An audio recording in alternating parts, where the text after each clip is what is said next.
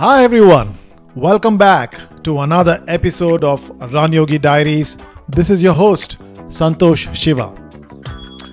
Over the last 2 years, I've had the privilege of talking to some amazing people, day-to-day people, who are on an extraordinary journey of well-being through endurance sports.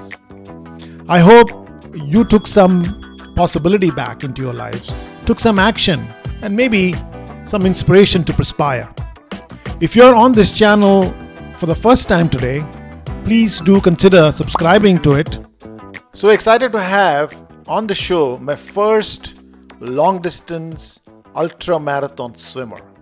Imagine swimming 10 hours, 20 hours in the open ocean, unpredictable waves, tides. It's beyond the realm of my own imagination. But that's what Madhu Nagaraja has done. So happy to have a chat with him and get behind the scenes of this person, how he's done it and pursued his dreams. But not only that, he gives back to the community by going out and making preservation of lakes a thing. So all of us can enjoy the pristine waters and open water experience. Let's dig in. And here are some videos of his amazing journey.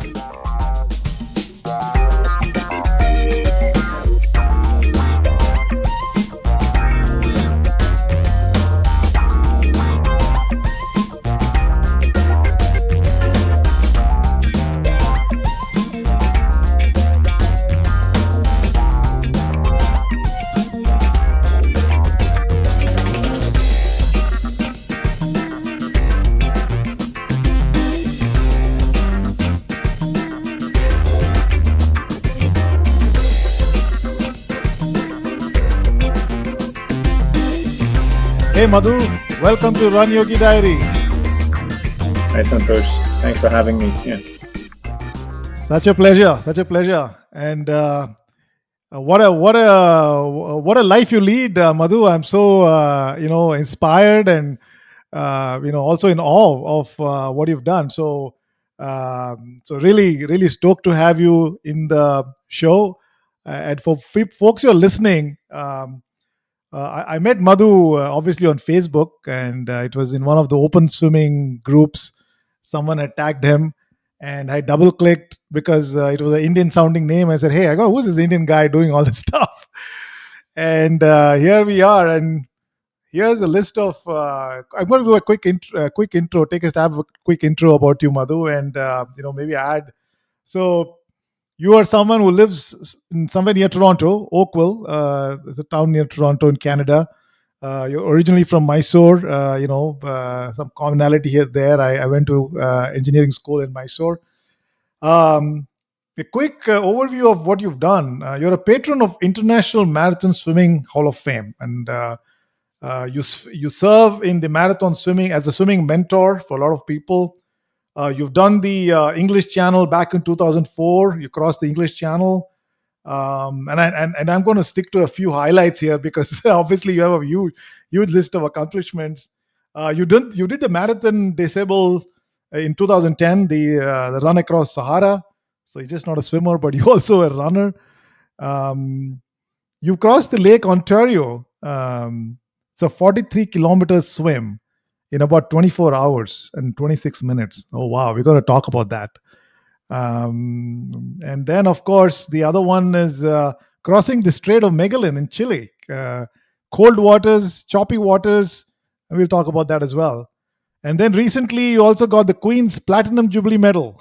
Say, hey, Madhu, obviously looking at this, it makes me feel like I haven't done much, but so inspiring. Did I miss anything? No, I think that's a perfect overview of things that I've done. Yeah. Right. And married, kids, and all that stuff. I missed that part. Yes. I mean, very important part of life. Yeah. Yeah. And I'm sure, both your wife and kids have supported you and been part of this journey as well. Absolutely. No, my wife plays a critical role in everything that I do, Santosh. Yeah. Puts up with all the crazy stuff you do. Crazy and scary. And she's the one who actually challenges me by asking all the difficult questions so that I'm really committed. Mm. Uh, and so that I'm like the interpretation, her interpretation is okay. Hey, because yeah, we are a family, so we have responsibilities, right? Yeah, Mm. uh, just as a family, as a unit. And then I come up with this crazy idea, and I just check myself out mentally, and then I'm out in the woods or in the open water training. That doesn't keep the family intact, right? So I Mm. have to be very careful as to, hey, what are the things that I want to do? What does it mean to me? What does it mean to my family? So at least that's where I am, and that's how I actually take on these adventures.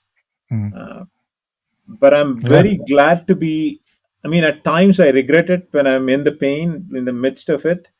But when I'm done with it, I'm very glad to be part of this community, Yeah. because the best part for me is the people that I've encountered and people that I've met, Mm. and the communities that have actually come to make me a better individual. Mm. So that is my take on on all Yeah. these Yeah. crazy Yeah. things that we do in life. Yeah. Absolutely. And you're the first ultra marathon swimmer on the show, by the way. So it's even more exciting. I've had a lot Thank of you. runners, mountaineers. I've Mhm. had, of course, a lot of triathletes, and all kinds of ultra endurance athletes. But you're the first one who is rocking it in the water. And what is fascinating is, when I started this podcast almost 2 years ago, Madhu, I had a view of what endurance means and what endurance means. But as I speak to more and more people and discover what people have done, like what you've done, and many others who've been on the show, it's like, wow, it's like, is that even possible, right? It's like, unless you research and find out about people's journey, we're all living in our own little bubble and thinking, oh, that's like bizarre, it can't happen. But have now you're probably my 104th guest, and each one of the guests have had some crazy journeys, and I'm like, wow, this is so amazing. So it's fascinating. So obviously here we're here to talk about your journey, so we'll kind of, let's jump in, and I think maybe we should do a bit of a flashback and get with how it all started. I mean, are you a swimmer by from when you started, when you were born, or how did it all get started for you? Um, Although as a child I learned to swim, but I got into competitive swimming after grade 10. Because Hmm. back in India, like when we grew up, we had 10 years of high school and 2 years of pre-university, and then Yeah. university, right? So there was a bit 2 or 2.5 months of summer break between grade 10 and first year pre-university. Hmm. And we lived close to the swimming pool in Saraswatipuram in Mysore. Hmm. So the best way for me to stay out of trouble, or my parents thought, okay, best way uh, to keep me out of trouble was, okay, hey, start swimming. I think Hmm. what happened was, I think for about 2 weeks or so, I was a regular in the pool, and Hmm. that's when I think one of the coaches spotted me. It's actually two coaches have played a critical role in my swimming career, Nabiraj and Pradeep Kumar. So Hmm. Nabiraj spotted me just because I was a regular. That's it. I didn't have Hmm. no skill, no talent, nothing. I'm just a kid trudging, getting across the pool. Um, the fantastic thing about Mysore University swimming pool is it's an Olympic standard pool. It's 50 Hmm. meters by 25 meters wide. Hmm. Um, so he offered me to join their competitive program. Hmm. And the benefit was, those days I think I had to pay 15 paisa or 25 or a quarter, something like that. Yeah. Hmm. Okay. Hmm. So the benefit was I didn't have to pay. Hmm. So, like growing up as kids, I think we would wake up like first thing in the morning, unlike my kids now. So I had to be at the pool at 5:45 or 5:30 in the morning every day, and we would get to train for a few hours. and that's where it started actually. Yeah, and one thing led to another, and I'm by nature I'm not a talented person like some people out there. I mean, that I've actually come across. They pick Mm. up things easily. In my case, I have to work hard. Whatever I do Mm. in life, yeah, Mm. doesn't matter if it's academics or work or swimming or running, or I have to put my head into it. I have to figure it out. I have to master it, and that's Mm. the only way uh, I have done things. Mm. Um, so fortunately, a lot of things worked out for me. Swimming pool was closer to my house. It was like maybe less than 200 meters. Mm. Even in 8th Main and Saraswatipuram swimming pool was in 1st Main. So 8 blocks, right? Yeah. Mm. Nice. So the one thing led to another. I swam for University of Mysore, Mm. and then I swam. Um, I think yeah, I made it to the finals in the All India Inter University in 200 butterfly. I think yeah, that was my last year of swimming for university, and then I represented Karnataka State. But Wow. also, as I progressed in swimming and academics in in Mysore, my focus was only to make sure that I qualify for the sports quota. Mm. I'm sure you remember all those things, Yeah, yeah, right? yeah. It was Because all about academics at the end of the day. yeah, exactly, right? Yeah, yeah. End of the day, okay. Hey, how do I get into? So, but I made sure that nobody could challenge my sports point accumulation. I'm not sure how it Mm. was done, but anyways, Mm. like whichever course or uh, like yeah, whichever subjects that I applied for, uh, I got admission into all of them, and I chose something and whatever. Yeah, so I'm here today. So Yeah. that was my primary objective, and I was very upfront with both Nabiraj and Pradeep Kumar. I know Mm. some swimmers would stand up and say, "I want to be in the Olympics. I want to be Mm. like break a national record." I was naive, and I said, "Hey, I want to make sure yeah, this is what I want to do." And Mm. but I was working hard in the pool. I was good enough to challenge all the swimmers out there. Mm. Uh, so, so both the coaches encouraged me and gave me a lot of focus and attention to help me achieve my goals. Mm. Right. Yeah, yeah, yeah. So, and then yeah, I think from that, the strangely after I finished my masters in India, I income tax department, Minister of Financial Affairs, Ministry of Finance, they offered me a job Mm. just because of my swimming achievements. But I was also writing graduate record examinations to come to US. Mm. I mean, if I look back at it, it was a stupid and silly thing that I did. I took the job, Uh-huh. which was, I mean, which actually helped me travel a lot in India and race for income tax. I think it was, I forget all these things like the southern zone of Mhm. Ministry of Finance or something. Yeah. So I Mhm. got them Mhm. a lot of medals, but within 2 years, actually, I quit that job because I had an admission in. So, but my regret is okay. Hey, uh, another individual who really needed that job Mm. would have taken that job, right? Mm. So that's something that I regret, but I enjoyed whatever I did. Mhm. Mhm. But Yeah. my focus was always writing the GRE. So that kind of actually gave me. I mean, I didn't have to look for a job which was very demanding because I Yeah, was yeah, yeah. swimming, which was my passion, and I was training, and I could also put some time to work on my GRE exams and Yep. come to US. Right. So that's what happened, and then This was mid 90s, right? You're 94, talking about? Yeah. Okay. 1994. Yeah. Hmm. So in US, I was not studying. The only focus was school. Sorry, Hmm. what I Not mean to say swimming. is I wasn't swimming.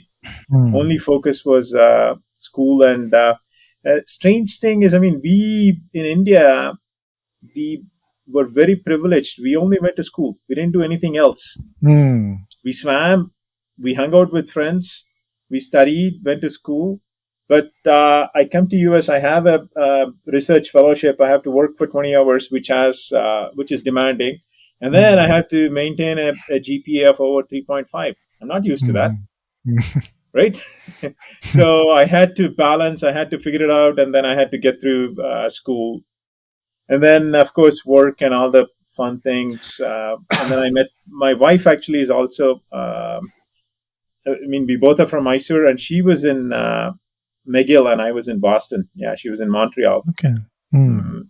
So one thing led to another. I decided uh, I was adventurous to say, hey, maybe I'm going to join a PhD program. She was already almost getting through her PhD, and I thought, okay, I'm going to do bioinformatics.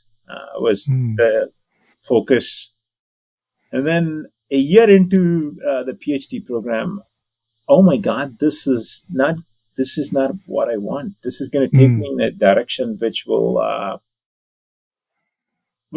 I mean, I'll end up becoming a software programmer, Mm. or right at the bottom of it, or again, the amount of work and the amount of uh, like the diversions that required to get through the PhD program. Right. Uh, so I was a bit. I wasn't too sure about it, so I took a job back in Boston that took me to California. So this is all in late 90s and early 2000. So you were in the US for quite some time before you I moved lived to in Canada. US actually. So I studied in Boston. I was in Montreal, McGill for a while, and we went Mm. back to Boston. Took a job that took me to California right away. Uh, And so all this this is while all. there was swimming. Swimming completely I came haven't zero. swum. My last time that I had swum was in India in '94. Wow. So this is um, so 2001, 2002, or 2003. I'm sure you're aware of everything that happened with the dot-com industries, Yeah. right? Yeah. Yeah. Yeah. Yeah. I Yeah. worked for a company called Razorfish, which was fantastic. We were very Mm. arrogant, and we also did some good work, but we were Mm. all so savvy and sassy that we didn't retain our projects with our clients. The model was Mm. different. We would do the work, and that was too menial for us to retain and maintain, do the maintenance part of the thing, right? We Mm. would walk Mm. away. So we didn't hang on to the relationship or the source of Mm. revenue. Mm. At least that's what was happening in the economy, right? There were Mm. like Take the it. Take it or dot-com leave it. industries were coming Mm. up like mushrooms, right? Yeah. So One thing led to another, and I lost my job because Oh wow. yeah, that's the best thing that ever happened to me, Santosh. Mm. Mm. Uh, so that's when I mean, like working on an H1 visa, it was very tricky to find a job then. Mm. So I started swimming because I had nothing else to do. My wife was Mm. working; she was a postdoctoral fellow at UCSF. So I started swimming in Palo Alto. That's where we lived. Mm. So one thing led to another, and did my first open water swim. I'd never done an open water swim in India. I was always a pool swimmer. Okay. So in California, I think I somehow like spoke to a few other swimmers out there, and we all uh, drummed up some courage, and we did our first ever open water swimming from the club in a lake In the called. ocean, or was it the lake? No, Was this it a is a lake? lake. It's Okay. you live in California, right? Oh, sorry, you live in Texas. I'm sorry. Texas. Yeah. Yeah. So Spring Lake near Santa Rosa. So that's the first Mm. ever open water swim in the season. So the water is still cold. I think the water temperature was 62 Fahrenheit, Ooh, that's cold. and I'm scared actually. I mean, I'm used to swimming in the pool where I see Yeah. this black line, right, and I can see Right. people. I can. So I walk into this 1 mile loop. This was a 1 mile race, and the lake is filled with weeds. Uh, And the night before that, we had seen this movie called Lake Placid. okay. There's this monster crocodile there, right? And I'm the next morning I'm swimming this. So that's in my head, and somehow I think I swam fast and I finished third, whatever. Yeah. So one thing led to another, and but I was still struggling because I don't have a job. I'm swimming regularly. I mean, like with that 6 years or 7 years, 2004 to 2003 is what, 7 years, right? Yeah. Mm-hmm. I haven't done much. So I've gained some weight. I'm not fit. Uh, Mm. so yeah, I it took me about 6 months to yeah get back into To get shape. back. And in fact, I was swimming very fast. Actually, I was Mm. doing Mm. so. I had two goals because I knew, okay, it was very difficult for me to get a job Mm. with an H1 sponsorship. So I was thinking about a 50-meter fly masters record, Mm. US masters swimming record. That's what I was thinking about because and I also swam with an Olympian from some Eastern European Mm. country, and so the so who we I swam with, there were a lot of NCAA swimmers. So Wow. we were very competitive. Yeah. So we always focused on speed, and so we were all good swimmers, reasonably decent swimmers. Yeah. So that's one thing that I was thinking about. And then we all decided to do a relay across Lake Tahoe. Mm. And on the beach, I bumped into this old lady, Carol Singh. At that Mm. point, she was the oldest person to have swum across the English Channel. So that's when it stuck my head, came into my head. Uh, So pause there. Let's take a quick pause. I think that's an important pivot into your story. But I do want to just quickly call out on a few things, right? In terms of what you shared so far. So one is, uh, glad that you. I mean, I'm just rolling back to your what you were sharing between your 10th grade and your plus two. You kind of bumped into swimming, and it caught you, because I think for most of us in that generation, in early 90s, that time, um, finished 10th, 12th, and we're just whiling our time around, and having a ball, and many of us were probably playing cricket or field hockey. Absolutely, yeah. Not many of us had the privilege of having an access to a swimming pool. It wasn't really prevalent, right? You had few swimming pools here and there, so it was really not a thing, right? And so very, very nice to see that you got hooked onto something that's become a part of your core persona. Mhm. And so that's really fascinating, because a lot of times we have a stereotype or a myth, and I think I'm probably losing some of it as I speak with you, which is that as Indians, there aren't many swimmers out there. Among the Indian community, there's a lot of people who don't swim. As adults, right? Have not had the opportunity to learn swimming. And when I started this whole triathlon journey last year, it was a big mental obstacle for me as well to get across and learn how to swim. And so it's very heartening to know that you've done some cool stuff. You've represented university, you've represented the state. So that's quite amazing. Good. That's Thank good. you. Good to hear. In fact, swimming was the best thing that has ever happened to me in my life. Yeah. Yeah. Yeah. Terrific. So, just coming back, to back to where we were pivoting. You met this lady, and the seed of an English channel suddenly popped up in your head. And so, in terms of your general fitness, right? And you said you took 6 months to get back to being fit. Um, but was there a big difference from just your muscular state of affairs, and that volume of swimming you were doing when you were young versus suddenly after 7 years restarting? Did you have to deal with that at all? I mean, of course, yeah, it was a slow progression. Yeah, it's not that. I mean, yeah, I became fit in the very first month, and I mean, the way it happened was, okay. When you join a master's swimming program, Hmm. I started in the slowest lane. It took me about six Hmm. six months to progress to the fastest lane in the pool, right? So that's what I mean. Yeah. So Hmm. I was. I mean, fortunately, the fundamentals of swimming, which was taught by both Nabiraj and Pradeep Kumar, helped me. I'm not a super, like, when you look at me, I'm just like a regular. I'm 5'11". I don't carry too much muscle. I'm not a massive person. I'm very lean. Yeah. So and then I have friends who are massive, Mm. muscular, but I swim faster than them. It's the technique Mm. that actually helped me get faster. But And was in terms of the, sorry, go ahead. uh, but was I at 6 months? Was I ready to swim across the English Channel? No. Mm. So I one other was. question that Mhm. pops in my mind, because you've been as a pool swimmer all along, and then you suddenly one fine day, even before the 6 month, you started on a lake, and open water swimming is so different, right? Absolutely. Um, but you seem to have kind of adapted to No, it we pretty kind easily. of. I mean, like, it is different, but it's also not different.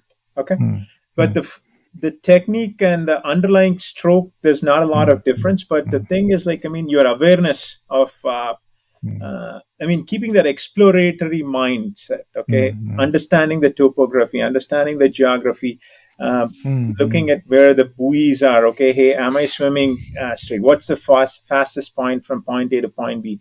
These mm, things. How do you navigate? How do you sight? So these are the things mm, that I had mm. to pick up. But Okay. with core swimming fundamentals, I was able to pick up those things easily. Mm, mm, Because one thing is, I mean, you're always struggling in the water, right? You're trying to move fast. mhm, mhm, Um, and I always tell people, okay, hey, that it's time in the water is what actually makes you a better swimmer, because you mm, need to feel the water. mm, The saying is, okay, when runners, they say, okay, you need to feel the air, right? Yeah. So you mm, need to feel the air, water. You need to feel the pull. So then you're able to uh, manipulate and uh, manage to, hey, I can do this. You can, right? Like mm. being in a circus, okay, how do you like change the Yeah, body position to see or to accommodate to whatever is happening in the water, right? yeah, Yeah, I yeah, mean, it can be yeah. a flat lake or it can be bumpy waters. So Mm. things like that. Okay, yeah. Makes sense. So Makes sense. I know. that swimming fundamental actually kind of helped me big. I mean, I wasn't as, even still today. I mean, there are things that I have to figure it out. Yeah. Um, Mm, but yeah, it so those things actually, yeah, like pool is where I had to put in a lot of time. There's a quality and a quantity work, right? So I put in mhm, a lot of quality work in the pool, and mhm, that helped me become a better open water swimmer. mm. Makes sense. Makes sense. Great. So coming back to your conversation with Miss Singh, I forget her first name. Carol Singh, yeah. Carol Singh. Let's get back to that.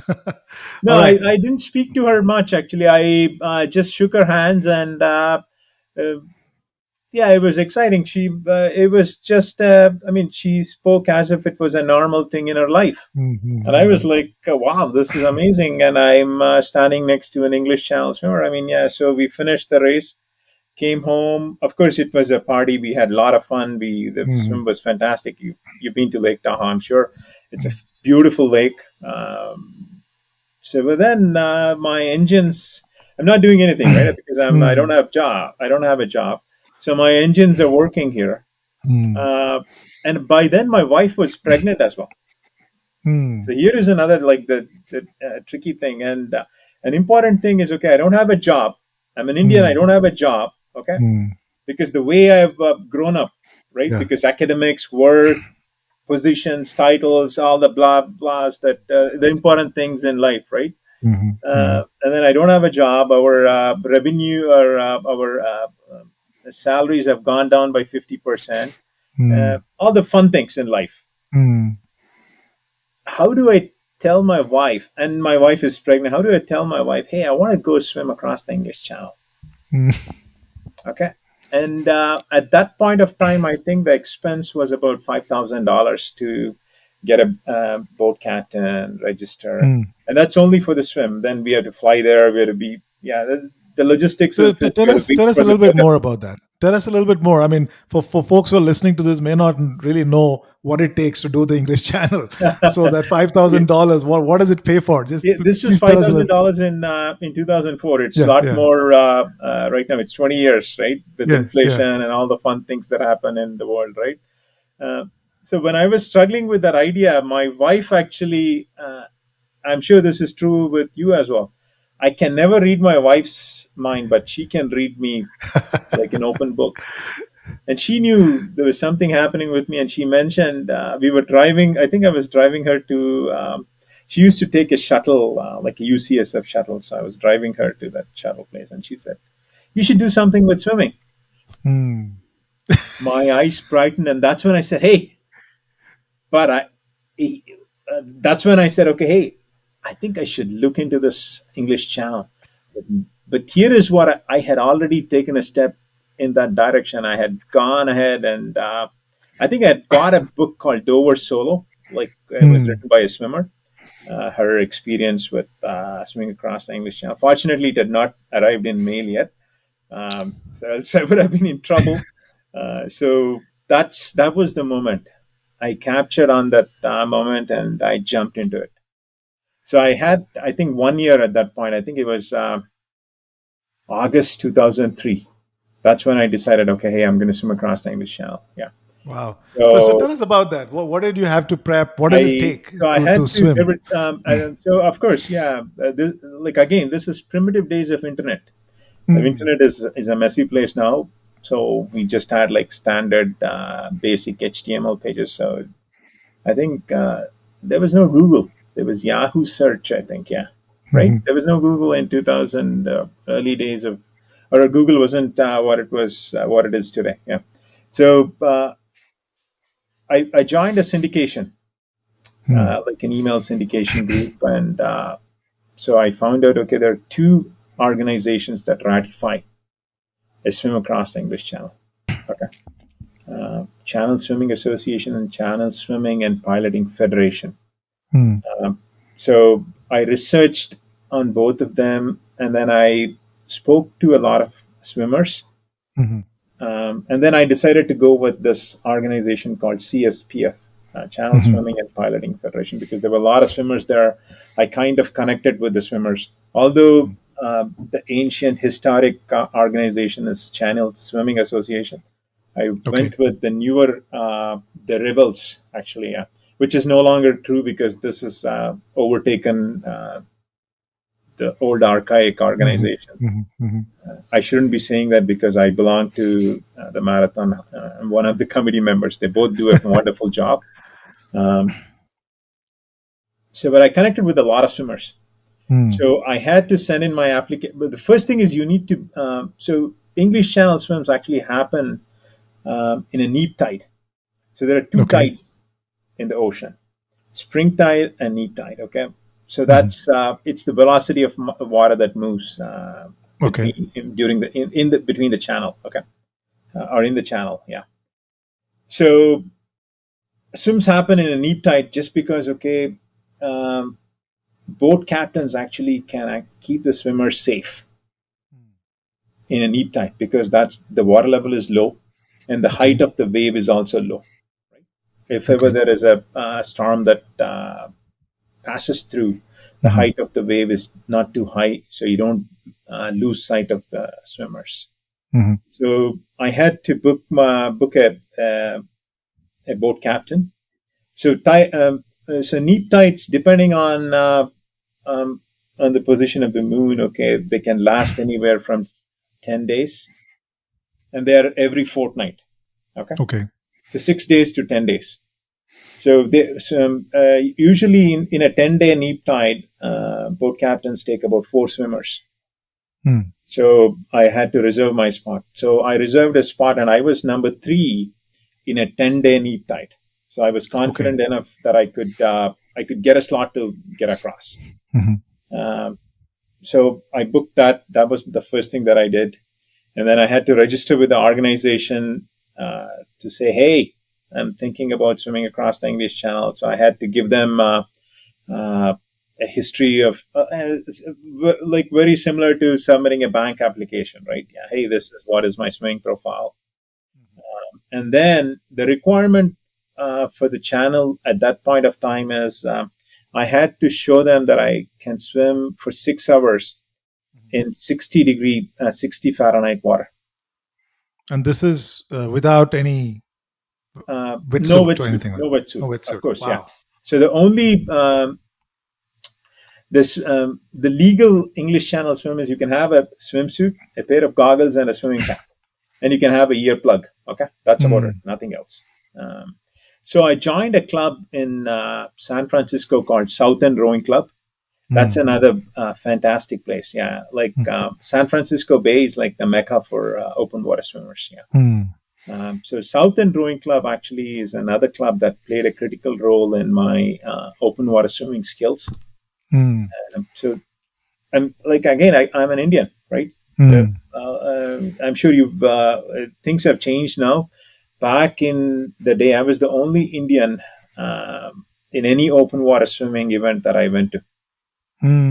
So the Southend Rowing Club had another Indian. His name is Sridhar Venkatesh. Okay, so we were the two guys, and I was more skilled, and I was like training for the channel. So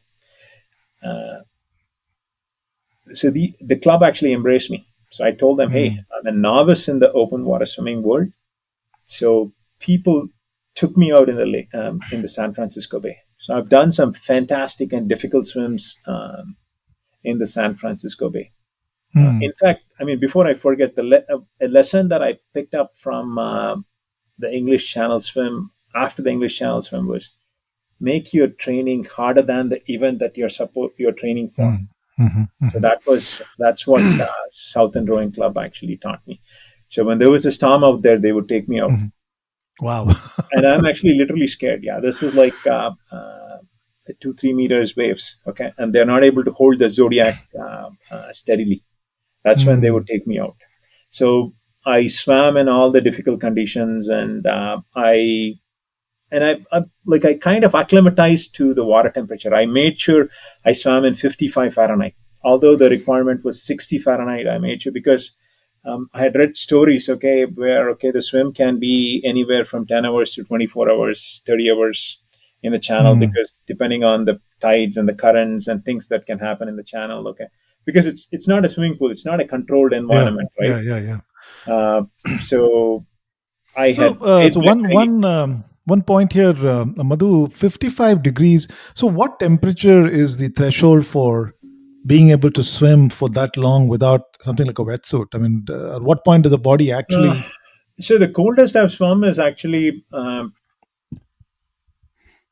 0.9 Celsius for Wow. For 47 minutes. So, what do you do? How does You have to that's train quite? for it. You're acclimatized for it. So the body actually learns to keep core temperatures up. Up, but I mean, Wow. yeah, you're also working hard. I mean, this is not sustainable. Yeah, I mean, you can Hmm. only push it for a certain time, and then of course there's a lot of safety that goes into these kind of swims, right? Yeah. Yeah. Because in the world of triathlons, I've seen people freak out at anything less than 60 degrees or even 65 degrees. Everybody is on a wetsuit. It's like, it's Yeah. cold and it's like, it's so much. So when Yeah. I hear you say this, I'm like, wow, this is just quite amazing. It's a different world. So actually, one of the reasons actually I relate to like trail running and open water swimming is that element Hmm. of adventure, element of unknown, Hmm. element of problem solving. So Yeah. that's one of the reasons I don't have a bucket list. I get, I mean, I've done a marathon. I've done several marathons outside, like a marathon event. Uh, Hmm. Road running actually burns me out, um, Hmm. wears me out easy, like quickly. Yeah. So I thrive in open water now. I thrive in a trail. Yeah. I mean, although these places are dangerous, of course, I hang out with people in there. I'm not alone. I Yeah. never do anything alone. And another important mantra for every triathlete or people who want to take up open water swimming is don't swim alone. Never do that. Mm, mm. Okay, it's not Yep. worth it. Good advice. So always have a buddy. Always have a support system, either on the beach. Tell friends and family that this is where you are in the open water, or even in the trail. This is where you are in the trail, and this is your plan. Have that documented and inform somebody, or do it with somebody. Yeah, Yep. Makes sense. because it's only a fraction of a second, and because losing a life is not worth it Yep. for some stupid, selfish reason. Yeah. Yep. No, no, great. Absolutely. So coming back to the English Channel, in terms of, I think wherever you are, you've got your applications in, you've got this 10 days window, you've put yourself on the list. Uh, then what happens? When was the D So day? yeah, of course, I trained a lot. Yeah. In fact, this was my first ever marathon swim. Right. Hmm. So, like preparing for an exam, I over prepared for the English Channel, which was partly not good, because what I have learned is, I'm sure you know this as well. It's better, like when it comes to these kind of races, it's better to be underprepared than injured Hmm. at the starting line, right? So with that overtraining, and also I think I mentioned I belong to this pool in Palo Alto, where there were a lot of ex NCAA and a couple of Hmm. Olympians in there, right? So speed was their focus. I was fast enough to hang out with them, but I've changed my focus to long distance swimming, where Hmm. um, I'm learning to um, hold on to a pace. I mean, Hmm. I call it as a forever pace, right? Yeah. Hmm. So, Hmm. I'm trying to slow down my stroke. I'm trying to control a lot of things. Hmm. Hmm. So I also working on building my endurance, Hmm. stamina, dealing with nutrition, um, Yep. training my body to get through the different phases of metabolism and everything, right? Yeah. So I was doing back to back long swims, like 20K, 4 days in a row. I Wow. think on a Friday, one of my friends, Paul Walker, he's actually in Texas right now. Fantastic butterfly. We used to always race. I had finished about 18K, and in the pool. This is the third day of my back to back. I'm already tired, struggling. He says, "Hey, there is Calais," because that's the French Hmm. coast of the English Channel. There is Calais. It only takes 10 times 50 butterfly to do that. Okay. Okay. I'm stupid, right? Yeah. So we both race 10 times 50, and I injured my shoulder. Ouch. I should have not done that. Hmm. But anyways, fortunately, yeah, I figured out a way. I mean, I had to rest for a week or so, and then I dealt with that shoulder injury, and then I think I slowed down a bit. Um, got through the training. I did about 10 hours of. I mean, again, the progression was okay. We focused on, okay, bad conditions in the bay. We focused on time in the water. We focused on water temperature. Uh, so cold, rough conditions, and time. So all those things. So slowly progress that from 30 minutes to 10 hours. And and another important thing is nutrition as well. Okay, the different things that would work for me. Yeah, because I mean, on land, okay, hey, you can change a lot of things because you're on a stable platform or a stable surface. In the water, okay, how can I deliver? How can I consume this? So uh, all these things are important. How can people on the boat deliver the food to me? And I'm in the water. I'm not supposed to touch anybody. So that's another important rule. Nobody can touch me, or I can touch anybody. I can't hang on to anything. So I had to learn to eat a banana. I had to learn to drink my nutrition. So I had learned to drink this feed called Carbo Pro. I'm sure, I think triathletes use it as well. I would consume 8 ounces of Carbo Pro in less than 10 seconds. And this is what's the frequency for that? My every 30 minutes. Every every 30 30 minutes. minutes. And this is a So 10-hour swim. this was my plan in the English Channel. Okay. So And how every long is the 30 English minutes, Channel? How long it is took it? me 12 hours and 31 minutes. The distance is about 21 miles in a straight line, but the swim is never a straight line because of the tides and the currents, right? Yeah. So Wow. in 10 seconds, I would rinse my mouth because I'm swimming in the salt water, right?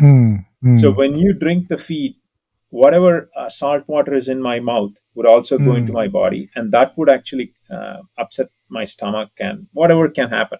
So I would rinse my mouth with fresh water, removing the salt water in my body, that whatever the filthy water, the open water that's in there, and then I would consume 8 ounces, and then I would rinse my mouth with diluted mouthwash, just so that okay, I clear that remnants of that feed in my mouth. So Wow. the fastest feed that I did in the channel was 13 seconds. So all these three things, and then I would start swimming. So I Wow. had practiced that. Yeah. So people from Southend Rowing Club actually played a critical role in getting me to the starting line. Um, so again, like here is I mean, like this is just the swimming part of it. But my life is okay. So my wife's actually contract had ended in UCSF. Um, so our plan was okay. We go to England, swim across the channel, and come back to Canada and look for work. Okay. Uh, So why so Canada? yeah, Why California to Canada? Why did you make the oh, choice? that's because we had permanent residency in Canada when we. Uh, so when I was at McGill, I had actually secured permanent residence, which is very similar to green card. So we always, because I mean, with the time we had spent in Montreal and McGill, we were so connected to that place. We had decided, okay, even if we like work in US for a while, we're going to come back to Montreal or Canada. Is what we had thought at that point of time. Okay.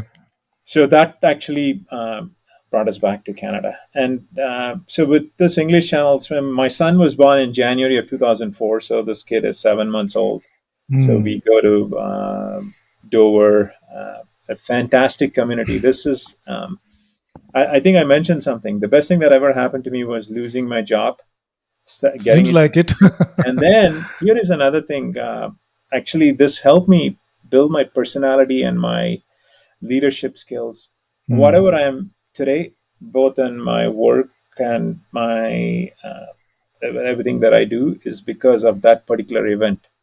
That's a very critical thing in my event in my life, because it exposed me to a new world of mindset, community, where every there was a positive and a proactive outlook towards life. Many a times, I mean, you don't have that kind of atmosphere at work, right? Yeah. How do you change that? How do we all succeed? How do we all achieve the goal, right? So I picked up that in the wild, actually, because we need each other to survive and succeed, and that's Yep. very important and true in workplaces as well. Yep. So I learned that over there. So that's the Makes best thing sense. that ever happened to me. I met some wonderful people who are lifelong friends. Um, and Very nice. Powerful. yeah, like, I That's very mean, powerful. like coming from India, I mean, like being a software programmer, you're focused on whatever, like algorithm, solving problems, whatever. Right? The collaboration is very limited. Although, I mean, software these days, they do collaborate a lot, but people collaboration wasn't there. So I picked up all those things. I learned all those things. The important, like building partnerships. So, and making those human connections. Yeah. Because another thing that I've also noticed is, okay, many a times you build software and products which get rewritten or get decommissioned, but the only memory that you have is the people that you have worked with, moments that you go through in the difficult journey. Yeah. So I begin to focus on the positive defining moments, and and that's my biggest lesson from like losing my job. Yeah, it's The very best thing powerful. that I ever mean, happened to me. yeah, yeah. No, that's awesome. Madhu, it's interesting, right? I think just as a general principle to take away from what you're sharing, there's so much golden nuggets here. One is, when bad things happen, and losing a job is definitely one of the things that puts a lot of trauma for most people. But I think the lesson that we can take away from what you're saying is really reframing, like being in the moment. You got into swimming, you didn't know what was going to happen, you didn't know where this was going to head, but seems like you just took a passion of yours and started something, and it led to something bigger. And here we are talking about it from a lessons learned perspective, but it's really, I think, staying in the moment, focusing on what next, and doing something you like, and not getting derailed from something that bad happened, which is outside your control. At least that's what I'm taking away in what you're sharing, right? Yeah, And absolutely. I think three things in like what you just said was, one is, okay, mind over matter. mm, Okay, like that applies to like anything that you do in life, right? And then mm, things you can control and things you can't control, yeah, and building those communities to support you, right? This mm, building that support system, right? Hey, asking yeah, for help is actually a powerful thing. Yeah, people are like, I mean, yeah, when I do these things which are I can't even envision, like Straits of Magellan, I couldn't even visualize how to get across. I asked a lot mm, of help.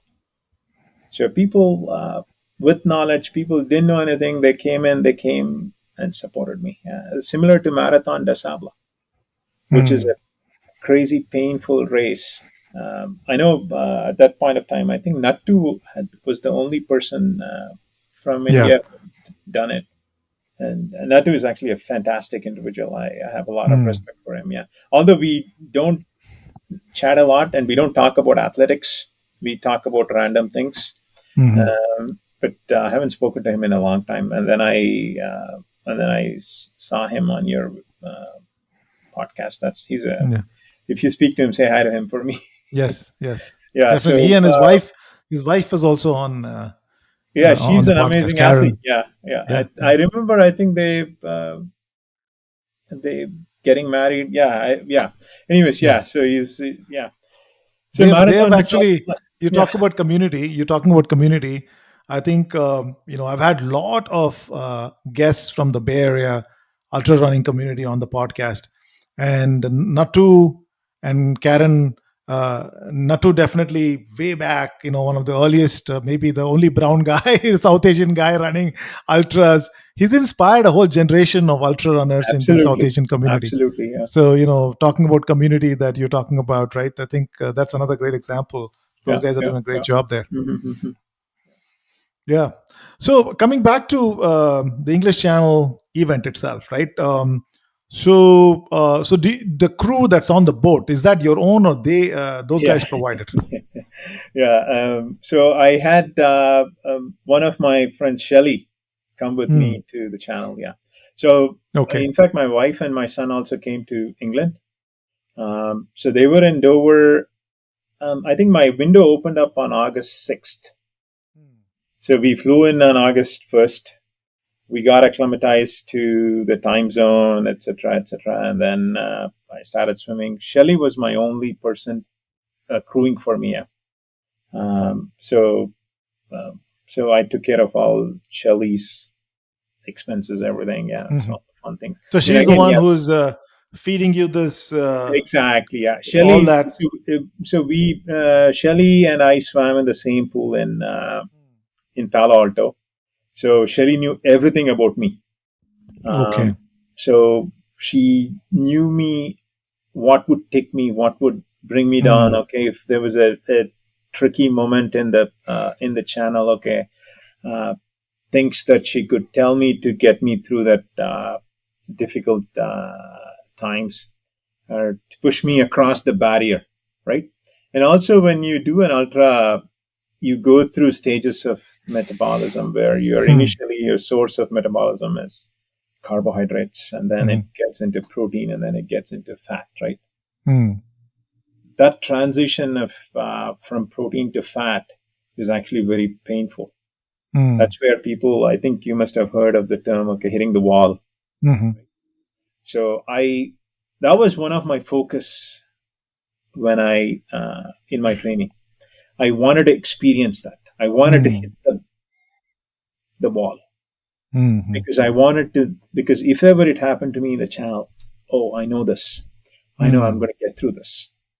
So did you have a tricky moment? A lot of tricky moments during my training, actually, yeah. So I failed to getting to the 10 hours of swim. It took me multiple attempts because I failed a lot. Okay. My nutrition, I screwed up a lot on my nutrition because I wanted to fail a lot during my training because I wanted to eliminate all the things that did not work out for me. So when I you would say fail, randomly, what do you mean by what happens when you like, say I fail? mean, the combination of feed, the type of swimming goggles that I was using, right? Okay. Simple things. Believe me, okay. Hey, like the food that you eat, like people would eat complicated things. I would have like make a sandwich. Imagine eating a sandwich in a bumpy water, right? Think about all those things, right? Yeah.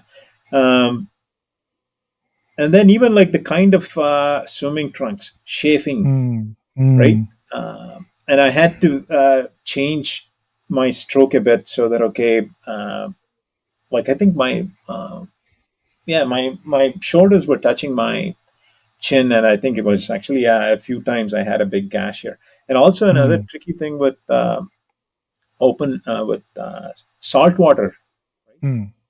So that actually created a bit of a rash on my. I can't remember if it was my chin or my shoulders. Yeah. So, anyways, yeah, I had a bit of a. So I had to figure out all those things because these simple, small things can actually bring down a swim or a run or anything, Yeah. right? Yeah, Yeah. like a blister, a So small, day of the event, it was all fine. No, uneventful, not nothing. Oh, nice. uneventful. So That sounds you want all all the your training. adventures. I know I can tell you an IMAX version of my swim. No, nothing happened. Of Lovely. course, I was struggling mentally Mm. because it's overwhelming. I'm swimming across the English Channel. What if I Mm. fail? What if I Mm. fail? Right? Because all things that I remembered, because I had read a lot about all the things that people that have had failed swimming Mm. across the English Channel. So I was thinking about them. What if something happens? What if I get Mm. cracked? What if something like I mean, I was going through this infinite loop of what ifs, right? Mm. So the first 6 hours of my swim actually was very cloudy because the previous night there was a storm that had passed through, Mm-hmm. and the water had calmed down. Mm-hmm. But I was stupid, and my head was not in the game. I was struggling. The first Mm. 6 hours, instead of capitalizing on the condition, I was struggling through there, and I was very conservative and with my Mm. speed. And after 6 hours, the winds picked up, and the channel actually started behaving like a channel. Okay. It wasn't super rough. I'm saying this because it wasn't super rough because I had done that training in the Bay Area. Right. Swimming in a meter wave was nothing to me Mm. because I had swum in 2 meter waves. So like that. So I think the term used in the channel is called white caps or white horses. It's that Mm-hmm. froth that hits when there is a wave, right? Mm. There is that wave that constantly keeps coming. That's when I started swimming. That's when actually I Mm. woke up and I picked up my speed and I focused on my stroke. I kept my head in the game, and Mm. fortunately, everything worked out. I could have finished the swim in 9.5 hours. I was close. The closest point is Cape Grini on the French coast. I was Okay. about 400 meters from Cape Grini, and that's when the tide changed. And it Oh. took me almost another 90 minutes to get to this beautiful beach called Visant. Mm. Mm. And in fact, I kind of liked it because I was always scared to finish at Cape Grini because it's very rocky and filled with barnacles. And I heard Mm. stories of people after having touched um, the point not completing the swim, because the rule is there should absolutely be no body in no water in front of you. So Okay. you have to get to land to make sure that there's absolutely no water in front of me. So Cape Greeny is a bit tricky because of rocky, and you have to, and it's a lot of barnacles. So I was always afraid of that. So it took me, and I landed on this beautiful beach called Vicente. Awesome. And you And have so that you have a boat that's following you at a certain distance, yeah, right? yeah. So in the channel there's a boat that's always next to me. So the boat is navigating me, and they're the Okay. ones who keeping me safe. So on the boat is a boat captain and a first mate and an observer. Okay. Observer assigned from the organization to make sure, okay, that I follow the English Channel rules. Okay. Okay. So they make sure that I don't touch anybody, I don't touch the boat, I don't hang on to the boat, right? Yeah. And And they are the ones when you say the this thing changed, right? The the not the tides. tide, the tides change. How do you know? How do you know it's So changed? tides Does it? change every 6 hours. Okay. Mm, mm, So the sailors and the world of mariners, actually, the tides for the next 30 years, depending on the moon's mm, position. So the swim actually starts an hour before the change of a tide. Okay. mm, So because every 6 hours the tides change. mm, So this is the neap tide, right? So it's the lowest of mm, the tide. Yeah. And so, but like clockwork, the tides change. mm, Tides don't wait for me. So tide is a different thing, and then there's currents. Currents are localized, very mm, local, and mm. that's depending on the geography of the underneath, and then the wind direction. Yeah. So So that's is the boat is the crew in the boat telling you this, or are you feeling it in your body? You know, when there's a no, change in the boat tide. is just navigating me. Yeah. Mm. So So you're the boat feeling is the now change in the navigating me, and water. they'll say that, okay, you missed Cape Greeny. We'll have Mm, to figure out a way to land on Visant. mm, So mm, before that, actually, the boat actually told me, "Hey, you need to speed up right now, because mm, if we don't end in the next 20 minutes, we're going to end up in Visant." Okay. mm, So when I reached that, when I was as close as 400 meters to Cape Greeny, uh, and the tide had turned around, the boat captain knew right away, yeah, okay, hey, this is not going to happen. It's not worth fighting that tide, right? So he repositioned the boat, and I mm, still was strong enough to cut through the tide because if you look at the geography, it's the kind of curved, okay, mm, because it can easily spit me out of the channel, mm. because after 12 hours, because many a times people who are not strong enough, or who can maintain the speed, after 12 hours they get thrown out of the channel. When So you say thrown into the channel or into the land. not land is good, but Mm, channel is going north and south, right? Yeah, mm, mm, because you're swimming west to east, mm. England to France. Mm. So it'll push me further up north, which will Okay, only add more time to get to the land, right? Yeah. got it. Yeah, awesome. You know, Yeah. that's awesome. You know, we get to live swim through the English Channel through your experience. Great. So what? Sorry, So you I must have taken you on a scenic route of my swim experience here. no, that's what you want to hear. That's what you want to hear. We want all of us who are listening to this want to actually experience it without having to do it. Or maybe one of us will get inspired to go do it, hearing your Absolutely, yeah. story. So, so this happened. You know, obviously it ended well. Celebrations and then what happened? Then you've done this Lake Ontario thing. Yeah, no, Uh, another, yeah, like, I mean, you finish the English Channel, the glory is, okay, hey, now I have to come back to Canada, settle in Canada, find a job, and I yeah. have the 7-month-old child. Okay, think about that. So I immediately forgot about English Channel, and we Hmm. we landed in True. Canada and we got a like things worked out, and yeah, I found a job the very next day because I didn't have the complications of visa or all the fun things. So you Uh, plunged into the samsara. yes, exactly. Yeah. An important thing because Yeah. if you get disconnected from that, Yeah. life Yeah. has no meaning, Mm, right? Because true. if you just keep climbing mountains and swimming across bodies of water and you're lonely, doesn't mean Yeah. anything, right? Yeah. Yeah. So Yeah. it took me about few years to like completely settle and Mm, feel at home. Again, I mm, mean, yeah, very immediately I found a bunch of. Because I had a few friends through from California that I had through the internet. I had met few people, so we mm, started swimming. We chose Oakville because Lake Ontario. I'm mm. actually about 800 meters from the lake. I Oh, walk to the nice. lake and Mm, do my swim, and uh, so we started swimming. But it took me a while to build that community. That mm, uh, like even like swimming across a body of water, going after these adventures, you need a lot of support. You need a lot of training. mm, mm, So you need that community support uh, to get to the starting point and get through the difficult times of life, right?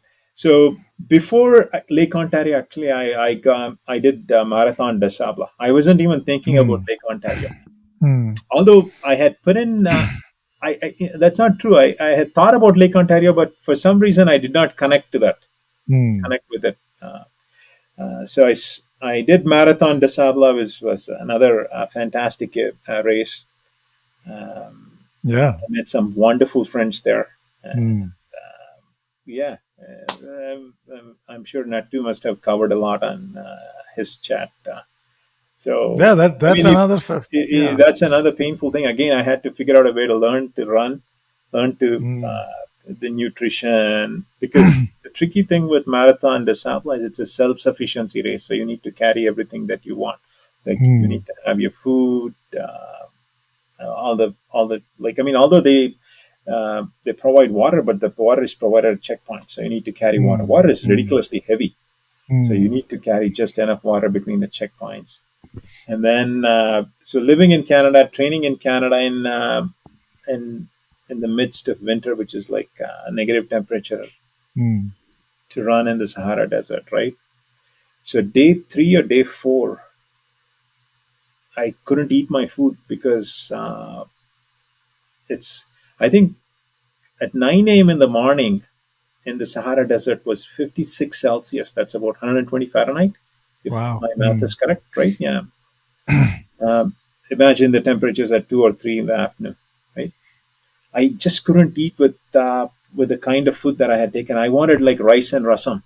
I didn't have that. I wanted rice and yogurt. I didn't have Mhm. that, right? Yeah. So Masranna. You wanted masrana, your masranna. masrana is what I wanted. I couldn't. So I stopped eating on. I think one of the stages is an ultra marathon, which is like Mm, 52 miles. mm, On that stage, I passed out. mm, But here is the secret: if ever mm, you pass out in a race, mm, pass out next to the race director. So that's what happened to me. So Patrick, who's the race director, by the way, Marathon des Sables is a blue ribbon race. Yeah, mm, it's a very difficult race, mm, but very well organized, very well mm. set up. So he summoned the medics. They had to give me an IV to revive me. Wow. But when they give me an IV, they put a penalty of 2 hours.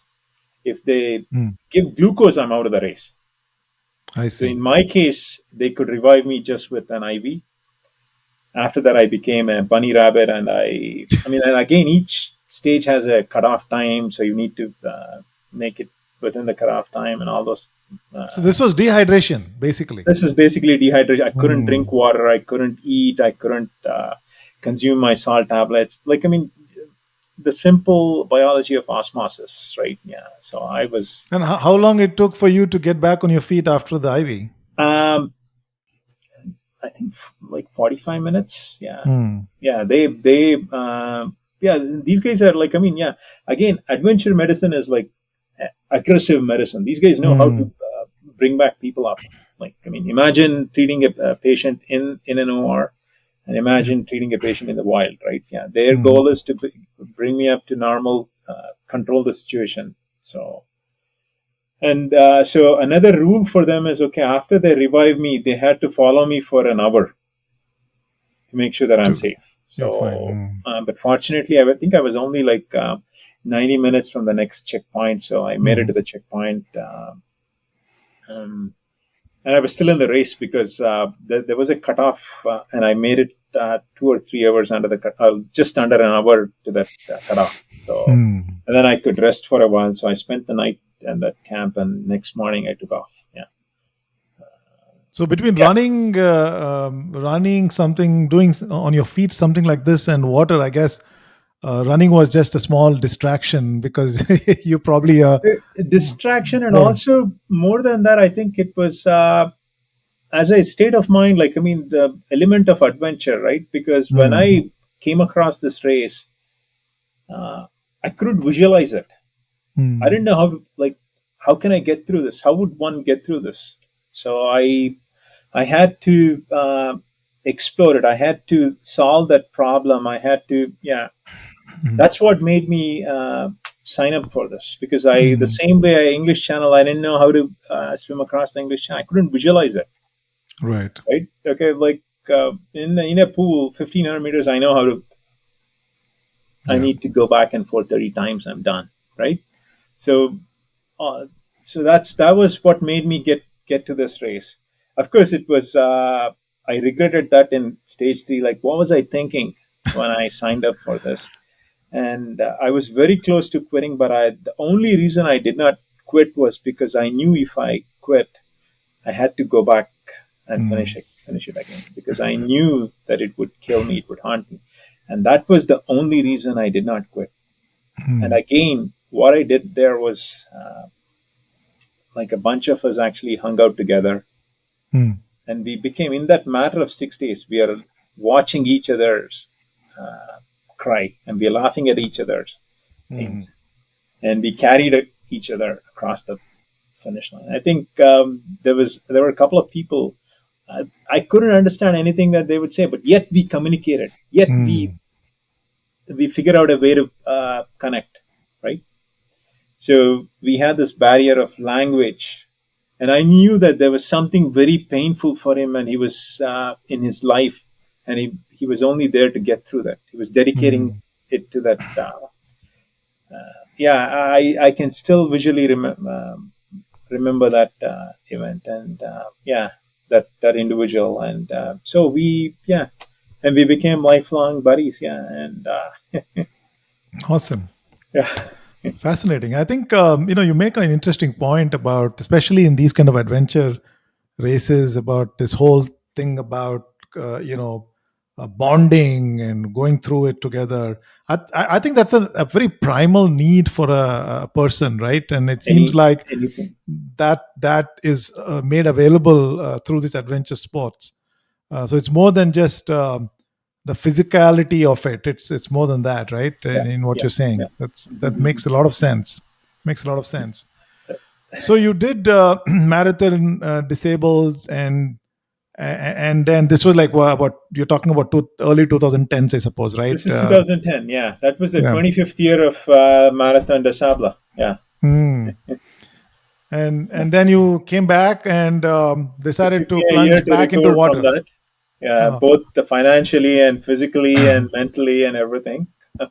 And then I didn't have the. I mean, again, like I didn't have the courage to tell my wife, "Hey, I want to do something else." So, so 2011, I decided to swim across Lake Ontario, hmm. and yeah, that brought another amazing group of people. Hmm. Um, yeah, that was a fantastic swim. I mean, 24 hours. Nobody wants to be in the water for 24 hours, believe me. 24 hours. But that's another like an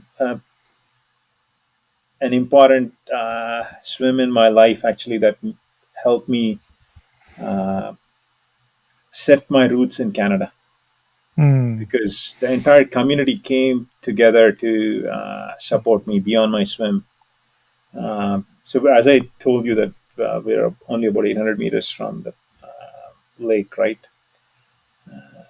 So like the township that we live is like people living by the waterfront, and it's relatively Mm. rich, highly Mm. educated, and so all these people over here, although they have this Great Lake, they're Mm. never connected with the Great Lake.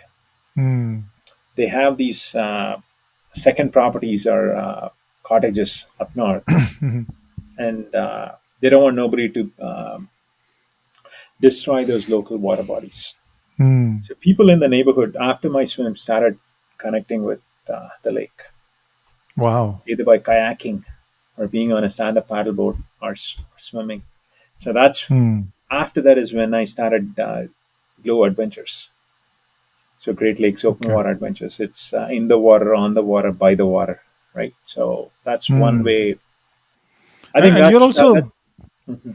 you also are working a lot in terms of preservation and keeping the It's very lakes important. Yeah, clean. like a simple example is, I'm sure you have this experience as well. In India, back when we were children, we would have these playgrounds, Mm. and back in those days, people would throw garbage at in Mm. like open fields. Mm. But like wherever we played, we took care of that ground. I remember we had like we lived actually in University of Mysore, right across Mm. JC. Mm. Of course, I can't even when I go back to that place, I can't even recognize that now. There's So a Jayalakshipuram, right? no. Jayalakshipuram, that This area. is Manasa Gangotri. Okay. University right across Okay. JC Okay. was our house. There was a Okay. small my because my dad worked in University of Mysore. That's So the Premier Studio side. That side, is it? no, right across Okay. the main entrance. Okay. Do you remember there was a There's some small? quarters there, right? Is that Yes. those?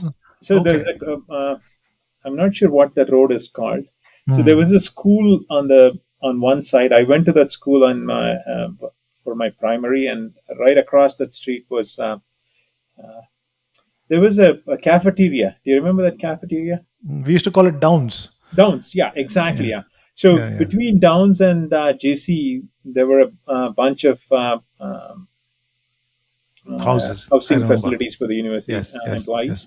So that's Yes. where Yes. we lived. Okay, and within that was a small playground, and we used to play cricket or hockey or whatever. We used to play cricket. Mm-hmm. And one fine day, we noticed people like these are all our university employees. They had people who had started throwing garbage, and Mm. we went to everybody's house and said, "Please don't do that because that's our Mm. playground." Yeah. So that's the same concept.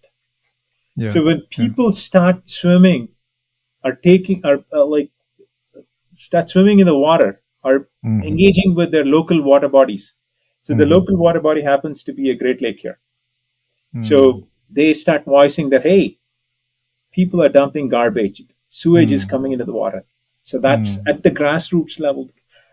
Something that I realized was, I mean, I looked into making changes at policy levels and other things. It's very difficult. It's time Mm. consuming, and it's very difficult. So this is Mm-hmm. an approach that I'm taking. Mm-hmm. I'm helping Grassroot. people connect with the water. So that's what Yeah. I'm. Beautiful. Beautiful. Hey, Madhu. Sorry, this is I think. they've only done the English channel, and it's already been 90 minutes. I'm thinking. I'm Yeah. sorry. Yeah. Yeah. We touched upon the Lake Ontario as well, and you have such a rich body of work. We probably need 4 hours minimum to get through all of it. Um, but I think we did get a glimpse of your own evolution and journey into how you got into these ultra swimming, and how you've kind of scaled it. And of course, the last one, I think 2017, you did the Magellan, Straits of Magellan. Straits Yeah. of Magellan. So was that any more difficult than the English Channel, or? It was actually. It took me two attempts. In 2015, I almost died. Oh my gosh. Yeah. Hmm. So 2015, I was in the water for an hour 56 minutes in water temperature at ranged from 2.3 to 3 Celsius. Yeah. And when Mm. I stopped the swim because the Straits of Magellan is only about 5 kilometers wide, 3 miles. Mm. But I ended up swimming a right angle triangle because that, I mean, parts of Straits of Magellan is about 100 miles wide, and then it narrows down to 3 miles. Uh, Okay. so that's where you get across, right? So you Mm. have to swim in a slack tide. Okay. Mm. Um, so again, language, coordination, and we jumped a bit late. We jumped about 13 minutes into the slack tide. So when the tides turned around, it spat me out of the Into a different Straits. direction. Mm. Yeah, so it was a right angle swim. I stopped the swim after about an hour 56 minutes, and when Mm. they pulled me on the swim is supported by Chilean Navy. Okay. On the boat, on the ship, for about 20 minutes, I have no recollection of what happened. Mm. So Wow. that's how dangerous it was. So it took me, actually, I had to fight with my demons to get back into the water. It took me about 2 hours, 2 years actually, to Mm. get myself and figure everything out that happened and get back into open water swimming. I couldn't swim in the open water for about a year. Wow. Yeah. That's And just yeah, just a yeah. trauma. So Mm. 2017, yeah, I went back, I finished the swim in an hour 19. Again, it's not an easy swim. It's a very difficult swim. Mm. Mm. So, and because that place, that part of the geography, it has taken down some massive ships. I'm sure they're all. That's how actually I came across Straits of Magellan. Actually, Mm. I think it was in grade 5 or 6 when I in history or geography talking about explorer Ferdinand Mm. Magellan, Right. and so that was always in my head. And then I knew this person who's the first person to have swum across Straits of Magellan. Her name is Lynn Cox, another amazing Mm. individual. Mm. So I connected with that body of water. I went there, did that. And lately, yeah, I'm actually, I think I mentioned I've had a bit of setback with my health, right? Yeah. So last year, um, I was training for this run in the Rocky Mountains, Mm. where it's a 100 miler. It's called Sinister Seven, Okay. where you run 100 miles and you climb 7 different mountains, and Mm. the elevation gain is about 7,000 meters. Wow. So that happens July 7th. Mm. But last year on July 31st, had finished a 100 mile trail run a couple of weeks before, Mm. and we had done a bit of speed work on the track. Then I'd gone for an easy 10K run, and deep in the woods, I had a massive heart attack. Oh my gosh. Yeah. So fortunately, as I said, I was running with two other wonderful people. So one of them actually had to take off to bring the car to wherever we were. Another person stayed with me, summoned the EMS. There was a lot of drama to look at us. Fortunately, I survived. They got me into the hospital at the right time, and I have 3 stents. This is because every race and event that I go to, I have to do a slew of medical Mm. tests. I have absolutely no symptoms. My cholesterol is always low. Uh, Mm. so yeah, I'm Whoa. right now. I'm trying to see. I'm working on regaining my confidence and finding Yep. out what my new normal is. So that's Well, where I am. I do hope that process it and get back. I mean, you obviously have done. You've used events in your life to only propel yourself forward. So I have no doubts that this is just another event that you will use to propel forward. Could be a different direction, but still would be a propel forward for sure. No doubts about it. Given what you've done, uh, and yeah, I do hope you feel better soon. Um, So yeah, I think we covered quite a bit of ground here, and obviously, given your what you've done, what 2004, we're in 2022, almost 18 years you've been at it. There's so much to cover, but in 1.5 hours, I think we've done hopefully some justice. Coming to the last part of my show, I have a fun Q&A round, which I have for my guests. So are you ready for that? I don't know. Yeah. So is that a yes or a no? I'll give it a shot. Maybe you have the power to edit, right? Yeah. That's okay. None of these will put you in trouble. Okay. No controversial questions. By the way, I've never got to ask you, but in all these water adventures that you did, any encounter with wildlife? Any Uh, sharks, alligators? Only in my head. Only in my head. But Okay. I've seen some beautiful jellyfish. Fortunately, yeah, they didn't touch me. Yeah. Yeah, because many open water swims actually get ended up they end because of jellyfish encounters, right? Yeah. So Hmm. fortunately, yeah, none for me. Yeah, but they've all been in my head. Yeah, like so. Yeah, that's another important thing, like keeping the focus and not driving your imagination wild in the open water. Yeah. Yeah. So no wildlife encounters. Yep. Good. Okay, we'll get into some questions here, some fun questions. So first things first, your favorite junk food indulgence? Oh, I'm a South Indian from Mysore. Idli Uh, vada na? yeah, yeah, like I mean, Or idli chauchu vada is baat? not idli vada is not junk food. Like I mean, Yeah, chakli, yeah, kod vada mixtures.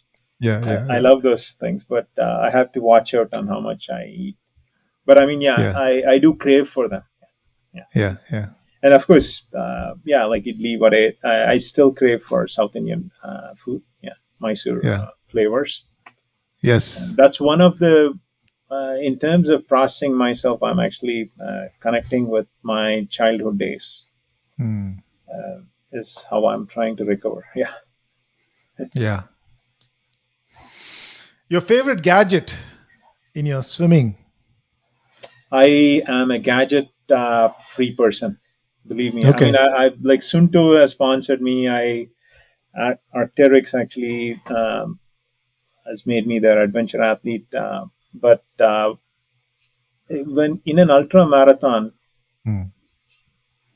this watch is 150 grams. Hmm. After 80 miles, I can feel the weight of this.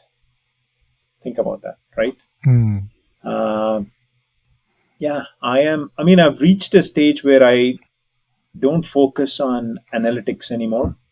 Hmm. Of course, I did that a lot when I was a kid in the pool. Hmm. Now I've reached a stage where I enjoy every moment, free of myself, free of. I don't put a lot of restrictions on myself. Okay, I need to Yeah. put. Of course, I mean, yeah, when it is a race or I also don't do too many races. I Hmm. only do races that I can't solve, I can't visualize. Right? Yeah. Yeah. So if there is a cutoff, I need to hold a certain pace. Okay, that's when I think about my pace. But I Hmm. don't have to carry anything. There are people. There is another athlete who's carrying stuff. I can rely on them, or I can talk to the safety course on the Hmm. course. Right? Yeah. Hmm. So that's what I do. Yeah. Yeah. So in ultra marathon, I am a gadget free individual, and swimming. Uh, I still don't own a wetsuit. For the Hmm. longest period of time, I used the same goggles that I had used for the English Channel. I recently had to change it because my son had actually scratched it. Okay. So yeah, That makes so, sense. yeah, I kind of I like what you're saying because I've enjoyed swimming in the open water with no wetsuit. I find the wetsuit so hard to get into, first of all, and I think when I learned swimming last year, I used something called total immersion to get the yeah, right balance, learn the balance, and I don't need a wetsuit to at least swim. But hearing you, I'm even more stoked and inspired to say that Well, even with lower temperatures, you really need a wetsuit. That's a But safety takeaway. is very important. Make sure you have people around you. Yeah, yeah, yeah. Yeah, Of that's course. very important. And what's your favorite way to spend a day, a lazy day, Yeah. when you're not swimming, training? Yeah, like with I don't sleep well, but at times on a weekend when I've done a long run, I enjoy my afternoon naps. Hmm. Uh, that's one way I recover. Actually, yeah. Yeah. I don't get to. I mean, I try to sleep for 8 hours, but at times with everything that's happening in my life or with my aging body, I don't get that solid 8 hours. At times, it's like less around six, and I Hmm. I work a lot. So I enjoy a nap, and I'm never guilty of like taking a nap. Hmm. Yeah, yeah. Nice. That's a good way to spend a lazy day. All right. And movies or books? What's Um, your preference? I actually both. Hmm. I used to read a lot, but I've stopped reading. I lately there's a lot in Hmm. my head. I Hmm. enjoy movies as well. Hmm. Yeah. What kind? Any favorites? Um, any action adventure, which where there Hmm. is good and bad. Um, Hmm. I I for a while I kind of liked sci-fi movies, but Hmm. now like a simple Indiana Jones, like where Hmm. things happen on land, where things happen, like there's a bit of that element of adventure with no gadgets Yeah. and Yeah. Yeah. no Yeah. vivid. I mean, yeah, like sometimes the wild imaginations actually. Yeah, I'm not a big fan of that, but I love Hollywood. Yeah, Indiana Jones and yeah, things like that. Nice. All right. Maybe I have the answer to this question, but let me ask you. If we made a movie of your life, what category or what genre would you put it in? And who would you hire to play your character? I have no answer for that. I'm sorry. You got to I don't pick know. someone. I don't think I've done much. Yeah. Uh, I'm sorry. I don't have an answer for that, Santosh. Think of your favorite actor. Ask him to play you. Maybe uh, Harrison Ford. you know what? Actually, yeah, Harrison Ford, or I mean, yeah, like growing up, I enjoyed watching Clint Eastwood. Hmm. All those spaghetti westerns, right? Yeah. I hope he knows to swim though, because if in your life story Yeah, there'll be a lot of swimming. yeah, that's it. Yeah. Awesome. No, there's so many other amazing swimmers out there. Yeah. So Hmm. I don't think as I said, I haven't done a lot of swims. Um, yeah. Says the person who did the English Channel. Says the person who says the Lake Ontario for 24 hours. Says the person who went to Lake. The Magellan Strait, and of course, you haven't done much, Madhu. So we won't burden you with that responsibility.